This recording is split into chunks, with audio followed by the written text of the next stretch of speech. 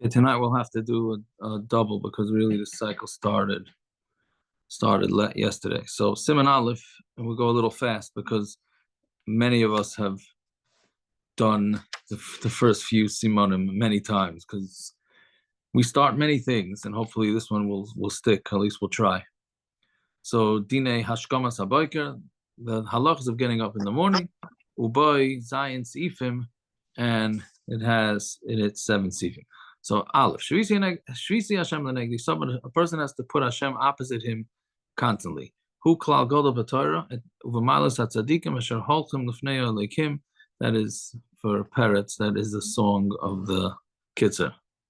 Right, so it's a Klal Godel B'Torah, and any good things of tzaddikim that go in front of Hashem, meaning anybody who's productive always has Hashem in front of it. And when somebody is sitting and his tenuas, his actions, and whatever he's busy with when he's alone at home, is meaning when a person's at home, he doesn't behave, forget about it, he doesn't behave like he would in front of a king. He doesn't behave like he would in front of strangers. Right? I'm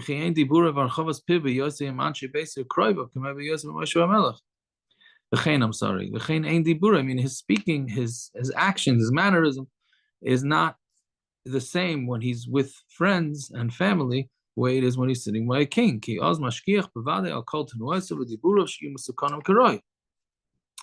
would watch over, if he's sitting in front of a king, he watches over every last action. When a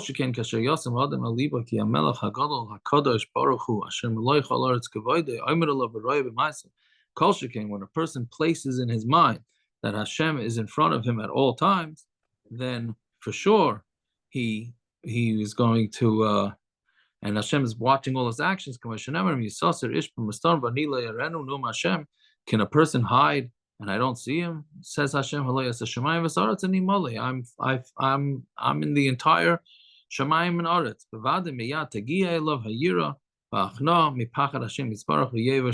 So for sure he's going to have fear and he's going to be humbled and be pachad in front of Hashem. So we start with Musar, that bottom line is our behavior. If he would think about Hashem at all times, then we would behave ourselves a whole lot better. And of course, we know that there are 6 sheish mitzvahs tmidius.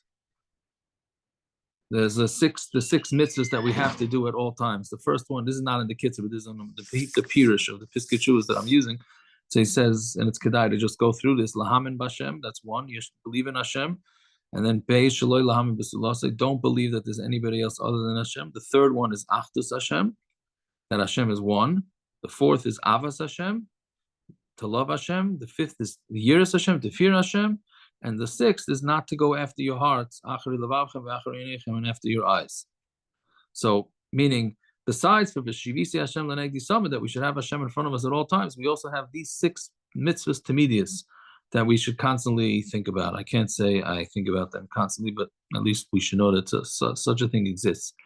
Fine. Even when you're going to sleep, a person should know who he's sleeping in front of him.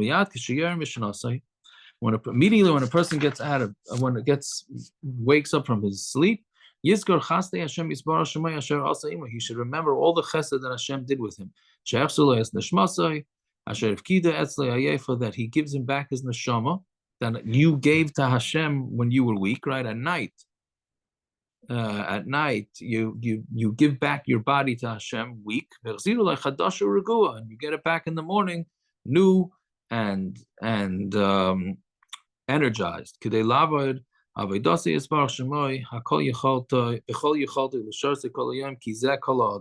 Right, so you have it, you're energized so that you're able to do whatever it is that you're supposed to do.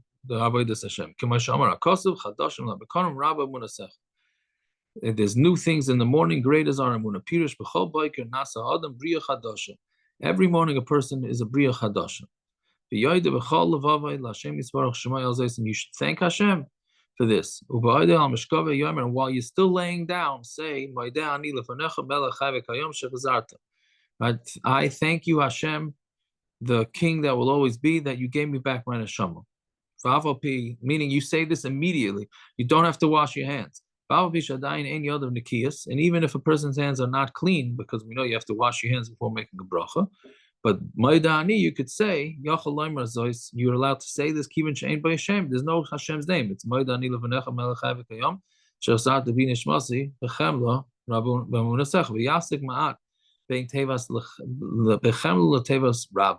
and one should make a separation between the word of chemla and the word rabba. Meaning, unfortunately, some of the songs do not do this properly. So a lot of people just don't pronounce this properly. We say, and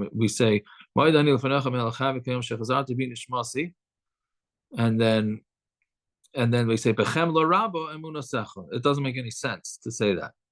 Right? Chemla means with pity. Right? So it's that you gave me my soul with pity. Rabba emunasecha. Great is our belief in you. Not bechemla rabba emunasecha. With great pity, we have belief in you. It doesn't make any sense. So that's why bechemla is a comma and then rabba emunasecha. Fine. Ois gimel.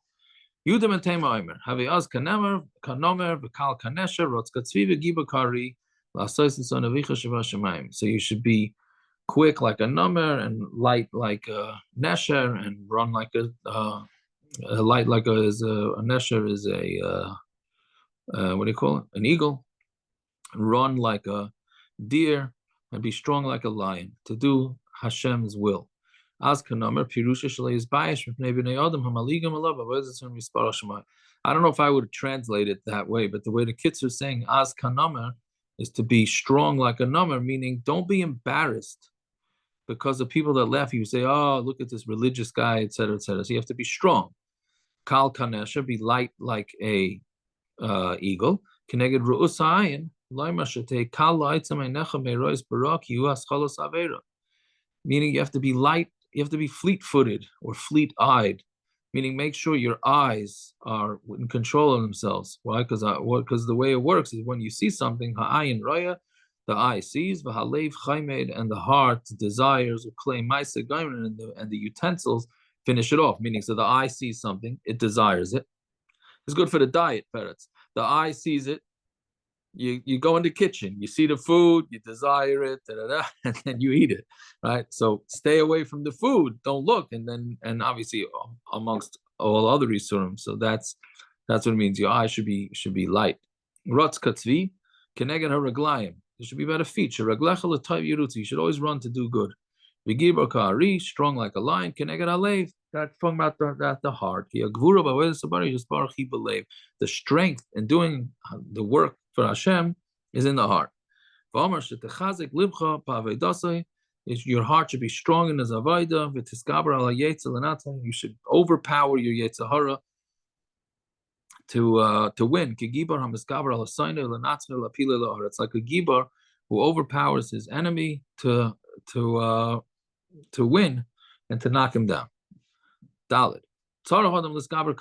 A person has to be strong like a lion, and immediately when you get up from your sleep. He should get up his rizas to do Hashem's work. Before the Yetzirah overpowers you with tinus and tries to convince you not to get up, and he outsmarts you or tries to outsmart you in the winter. How can you get up so early in the morning and it's so cold? And in the summer, how can you get up from your bed? You don't have enough sleep. Or all other tinus. So a person has to overcome these things that the Yetzirah tries to give into. The Yetzirah knows good and well how to stop a person from getting up. Anybody who's a Bal Nefesh, who's scared from Hashem, not scared, meaning not scared from Hashem, but who's nervous. Nervous, not a good word either. It's who wants to do the right thing. Tzarech l'sgaber lo v'lo yishmer lo, has to overpower the Yetzer Hara and not listen to it. And even if it's heavy on you, meaning it's hard and difficult, because of the weight of the guf and the laziness, you have to put in your mind that you're doing what Hashem wants, and you got to jump out of bed. Let's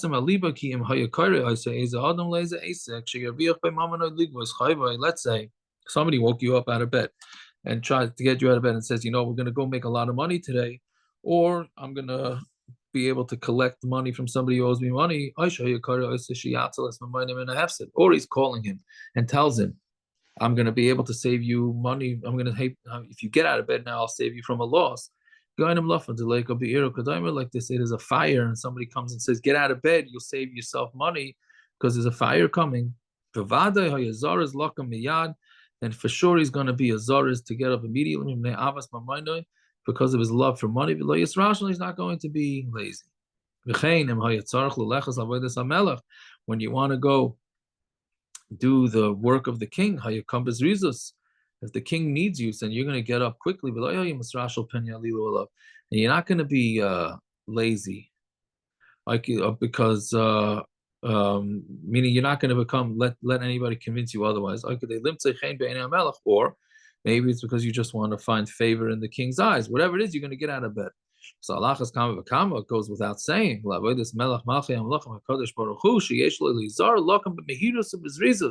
Person should be careful to get up quickly and bezrizus. Now he gives practical to Kitzur. He says, if you do this, if you make yourself used to this 4 or 5 times, then it's no longer difficult. And anybody who comes to try and be matayr himself, they will come help him. Okay, so this is yesterday's, but we got to catch. That was yesterday's, and now we'll start today's. I know it'll be a little longer. I'm sorry, but let's just catch it up. So hey, if a person can get up by chatzos, right, which is nowadays approximately 12:40, and get up and say Tikkun Chatzos,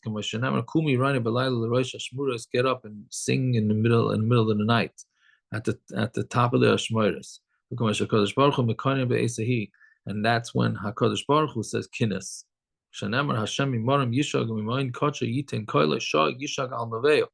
Hashem cries about the Churban, that the Beis Hamikdash is destroyed. So Hashem does that every night by Chatzos, so we should also. And his saying, woe is my kids, it's like anytime anybody has to punish a kid. So you say, woe is it to my kids that I have to punish them because of their averas. And I had to burn my Beis Hamikdash, and I had to put them into Golus.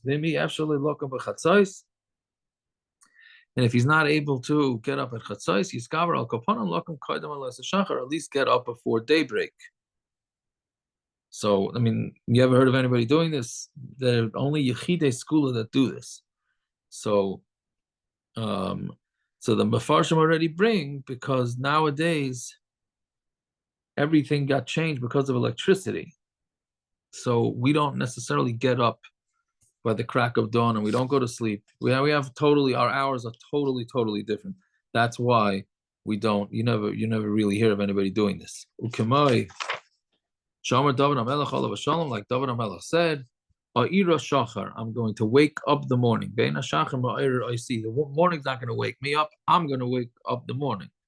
Right? I guess what nowadays we would call empower. I'm going to empower myself. Right? V'gam la'achar chatzos alayla yochel lasas tikkun chatzos, and you can say tikkun chatzos even after chatzos. V'argach yasek b'toyre ishish kifi yecholta, and then after saying tikkun chatzos, you should sit and learn, everybody according to their ability. The shir mishnayis kaidem l'chol dover, and the shir mishnayis comes before everything. Like this, you'll be zaychel. If you learn mishnayis, you'll be zaychel to a neshama, which is the same oisius as mishnah.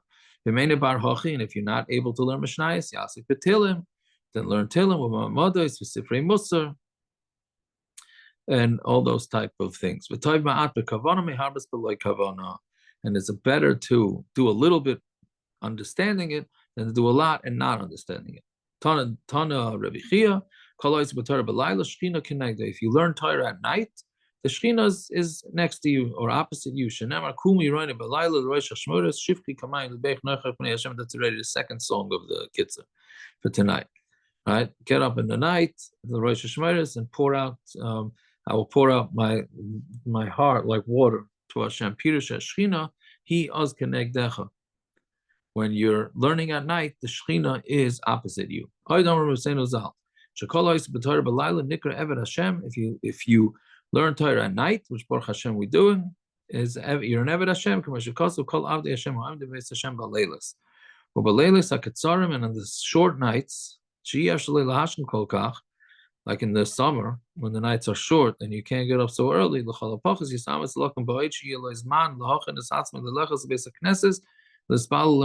the minimum, make sure you get out of bed a little early in order to daven properly with a minyan. Okay, Mizmari, this is pretty much Musar. We're going to real halacha and Siman Beis.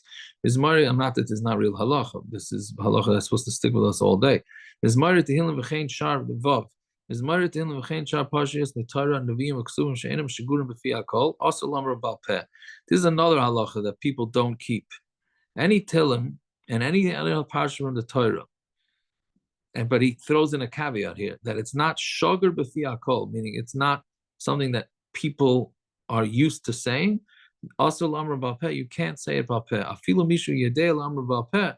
That's even if somebody knows it balpeh. Yesh le'lizar shalei lamar balpeh, basuma mutter, and somebody who's blind is mutter. So basically, if you have a song, I don't know what the heter is exactly, but if you have a song that somebody comes out with, and it's a pasuk of Tanakh, and it's not something that people know, so I'm not so sure what the heter is for people to sing that song without looking at it inside in a sefer.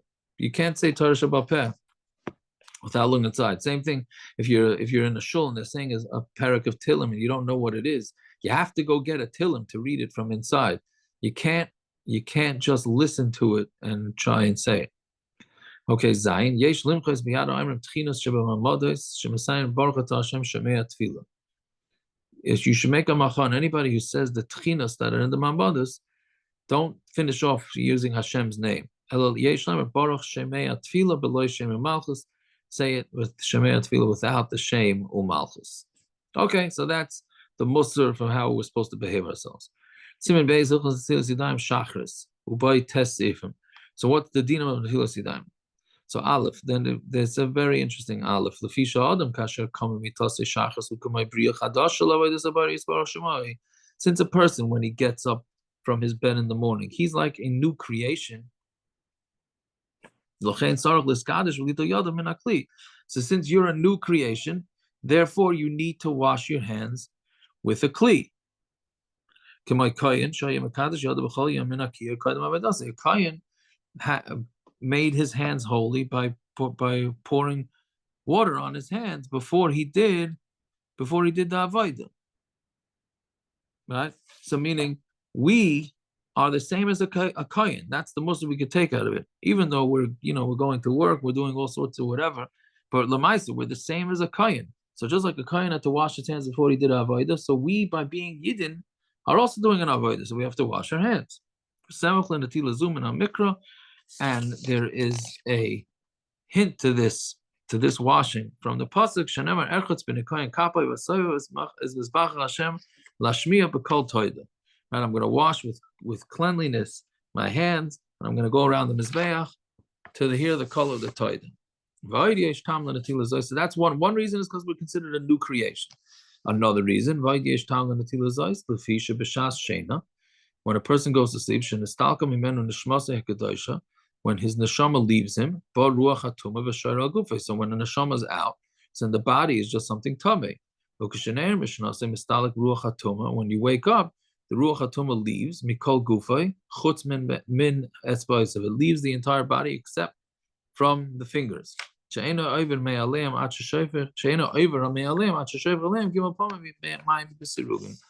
Tumah does not leave your hands until you wash your hands 3 times. Biserugin, meaning every other hand. And you can't go more than 4 amas without a tilas yadayim, unless it's a tzara kodah, which is usually if you have to go to the bathroom. This is where you have people that have the negelvasser, as they call it, next to their beds, right? Because you're not supposed to walk more than 4 amas.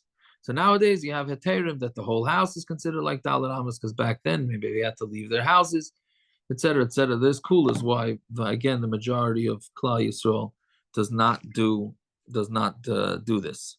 Yeah, okay, so fine. So that's Aleph. Then Beis is Yilbash Malbash Arishan as Talis Katan. The first thing you should wear is tzitzis. Shelo yelech dal amas b'li tzitzis. You shouldn't walk 4 amas without tzitzis. And because your hands are not yet clean, so you shouldn't make a bracha. I think many people don't do this, meaning people get up, walk to the bathroom, walk back, etc., etc. He says not to do that. The Kitzur says the first put on your tzitzis and then go to the bathroom. But then you can't make a bracha on the tzitzis. So most people who wear a talis, I think the most have them in Hagim, that they don't make a bracha on the tzitzis anyway. So for those that are married, it's not a big deal. For bachrim, so then what you do is you put on the tzitzis and then you shake them a little bit after you wash your hands and then you make the bracha. Some say take off the tzitzis, put them back on, but you see that it's important not to walk dalet amas without tzitzis. How do you wash your hands in the morning? So I think a lot of people don't pay attention to this. You're supposed to pick up your hand, the kli, with your right hand, because everything you do is supposed to be with the right. And then you hand it to your left, and then you pour first on the right, because the right always gets everything. So you got to pick up the cup, shift it to your left, pour it on your right. Then take it in your right hand, and then pour it on your left hand. And then you do that 3 times, and then you're fine. And the Gra held you have to do it 4 times, because he held you have to wash off that last water that's tummy. And it's best to wash your hands up until the wrist. It's enough to just do it to your knuckles, where your knuckles meet your palm of your hand, which is what we do on Tisha B'Av and Yom Kippur, because since there you're not supposed to wash, so that's why we go with the lenient opinion. But the lechatchila is you should wash your entire hand. There's an interesting shaila. If you only have enough water to wash once up to your wrist, or multiple times, but only up to your knuckle. Let's say you're camping or whatever, traveling, you're on a plane, you're not going to have enough water. So what's better? Once up to your wrist, or multiple times up to your knuckle? So that's a stam b'shayla. I don't know what you do with that. Fine, but and then the main thing is that, so people say, oh, somebody touched my food without washing negavasa, but usually most people have washed their hands at least once when they go to the bathroom. Most people go to the bathroom right away when they get up. So when you wash your hands, even without a cup, it's going to get rid of the tumah. Fine. You have to wash your face. That's we had last week's parsha, right? Well, it's actually this week's parsha. Hashem made man in His image. You have to also wash out your mouth because of the junk that accumulates at night. Because we're going to say Hashem's name. So when you say Hashem's name, you got to make sure that your mouth is clean. And then you dry your hands. And you have to make sure, Kabbalistically, I think it's Kabbalistically, to make sure you dry your face. So basically, you got to make sure you wash your face and you got to wash your mouth, besides for your hands. Dalit, and we'll stop with this. You have to wash your hands dafka into a kli, right? Meaning, the reason why you want it in a kli is because you don't want the water getting all over the place, because there's tumah on it. Yeah, so therefore, meaning the point is, don't pour the water where people are going to walk. You're not allowed to benefit from the water because that you use to wash, because it's ruach ra. Again, this doesn't really pertain to most, because we wash the negavas in our sinks. But if you shouldn't wash, let's say you're in the kitchen, somehow you ended up in the kitchen before you wash your hands, and there's pots and stuff in the sink, I think you should not wash your hands over those pots. And you got to make sure that you wash them where people don't walk. Okay, I know we went a little long tonight, but we had to do a two-nighter. So hopefully tomorrow we'll be able to go into it a little bit more. Okay, everybody should have a fine night, and thank you for joining. Oh, Ishkaya.